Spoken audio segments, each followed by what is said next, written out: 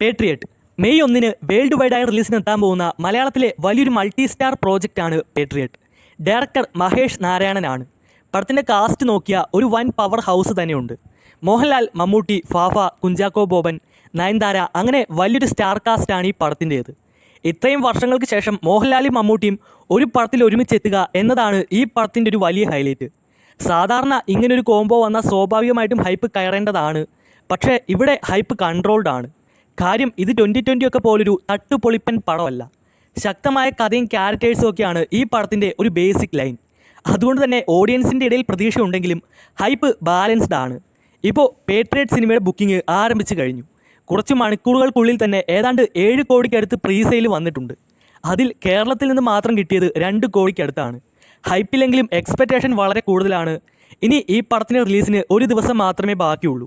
Final presale എന്തായാലും 12 കോടിയൊക്കെ കടക്കുന്നത് confirm ആണ്. ഇനി ആകെ വേണ്ടത് ഒരു പോസിറ്റീവ് റെസ്പോൺസ് മാത്രം. നിസാം ബഷീർ ഡയറക്റ്റ് ചെയ്ത് പൃഥ്വിരാജ് ലീഡിലെത്തുന്ന പടമാണ് ഐ നോബഡി. പൃഥ്വിരാജിൻ്റെ അടുത്ത വലിയ റിലീസ്.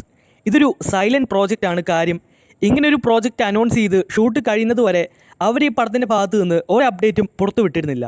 നല്ല പ്രതീക്ഷയുള്ളൊരു പ്രോജക്റ്റാണ്. കാര്യം റോഷാക്കിൻ്റെ ഒക്കെ ഡയറക്ടറാണ് ഈ പടം എടുക്കുന്നത്. അതുകൊണ്ട് തന്നെ ക്വാളിറ്റിയിൽ ഒരു വിട്ടുവീഴ്ചയും കാണില്ല. ഇപ്പോൾ ഈ പടത്തിൻ്റെ ഭാഗത്ത് നിന്ന് ഒരു അപ്ഡേറ്റ് വന്നിട്ടുണ്ട്. ഐ നോബഡി സിനിമയുടെ ഒഫീഷ്യൽ ടീസർ വരാൻ പോകുവാണ്. മെയ് 1 ടീസർ പുറത്തുവിടും. ഡിജിറ്റൽ റിലീസല്ല, മെയ് 1 റിലീസാകാൻ പോകുന്ന പേട്രിയറ്റിൻ്റെ ഇൻ്റർവെൽ ബ്ലോക്കിൽ ഈ പടത്തിൻ്റെ ടീസർ പിൻ ചെയ്തിട്ടുണ്ട്. അതിനുശേഷമേ യൂട്യൂബിൽ റിലീസ് ചെയ്യൂ. ദൃശ്യം 3 മോഹൻലാലിനെ നായകനാക്കി ജിത്തു ജോസഫ് ഡയറക്റ്റ് ചെയ്ത ദൃശ്യം ഫ്രാഞ്ചൈസിൻ്റെ 3ാമത്തെ ഭാഗമാണ് ദൃശ്യം 3. ഇതിനെപ്പറ്റി ഞാൻ പ്രത്യേകിച്ച് എടുത്ത് പറയേണ്ട കാര്യമൊന്നുമില്ലല്ലോ. മലയാള സിനിമയിൽ ഇതൊരു ബെഞ്ച് മാർക്ക് ആകുമെന്ന രീതിക്ക് പ്രതീക്ഷയുള്ളൊരു പ്രോജക്റ്റാണ്. ഹൈപ്പും എക്സ്പെക്റ്റേഷനും ഒക്കെ വളരെ വലുതാണ്. അപ്പോൾ മെയ് 21 ദൃശ്യം 3യുടെ റിലീസിന് മുമ്പായി അവരിപ്പോൾ പടത്തിൻ്റെ ടീസർ ഇറക്കി വിട്ടിട്ടുണ്ട്. സംഭവം കൊള്ളാം, നൈസ്. ടീസറിനെ പറ്റി പറഞ്ഞാൽ എനിക്കിതിനെപ്പറ്റി ആദ്യം മുതലേ ഒരു ധാരണ ഉണ്ടായിരുന്നു. ഇതെല്ലാം പടത്തിൻ്റെ ഡയറക്ടർ തന്നെ നമുക്ക് തന്ന അപ്ഡേറ്റിൽ നിന്ന് മനസ്സിലായ കാര്യമാണ്. അപ്പോൾ ഞാൻ കാണാൻ പോകുന്നത് ഇങ്ങനൊരു സംഭവം ആയിരിക്കുമെന്ന് എനിക്ക് നേരത്തെ പ്രതീക്ഷയുണ്ടായിരുന്നു. ആ പ്രതീക്ഷ തെറ്റിയില്ല. അതുകൊണ്ട് തന്നെ എനിക്ക് ഈ ടീസർ സാറ്റിസ്ഫൈഡ് ആണ്. പിന്നെ ഈ ടീസർ ഡീകോഡ് ചെയ്ത് പറയാൻ മാത്രം അങ്ങനെ ഒന്നുമില്ല. മുമ്പത്തെ ഭാഗങ്ങളെ അപേക്ഷിച്ച് നോക്കിയാൽ ഈ ടീസറിൻ്റെ ഒരു ടോൺ തന്നെ വേറെ മൂഡില്ല.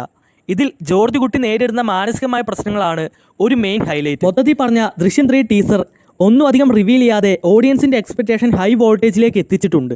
ഇനി എല്ലാവരും കാത്തിരിക്കുന്നത് ഇത്തവണ ജോർജ് കുട്ടി കുടുങ്ങുമോ എന്നറിയാൻ വേണ്ടിയാണ്. അതിനായി മെയ് 21 വരെ വെയിറ്റ് ചെയ്യേണ്ടി വരും. അപ്പോൾ ഇതാണ് ഇന്നത്തെ അപ്ഡേറ്റ്സ്. അപ്പോൾ മൂവി അപ്ഡേറ്റുകൾ, റിയൽ ആയിട്ടുള്ള അപ്ഡേറ്റുകൾ എത്രയും പെട്ടെന്ന് അറിയാൻ നമ്മുടെ ഈ ചെറിയ ചാനൽ സബ്സ്ക്രൈബ് ചെയ്തിട്ട് പോകുന്ന കാര്യം മറക്കല്ലേ. പിന്നെ നമ്മുടെ വീഡിയോയ്ക്ക് ലൈക്ക് വളരെ കുറവാണ്. അപ്പോൾ അതും കൂടി എല്ലാവരും ഒന്ന് ശ്രദ്ധിക്കണം. അപ്പോൾ ഓക്കെ, ബൈ.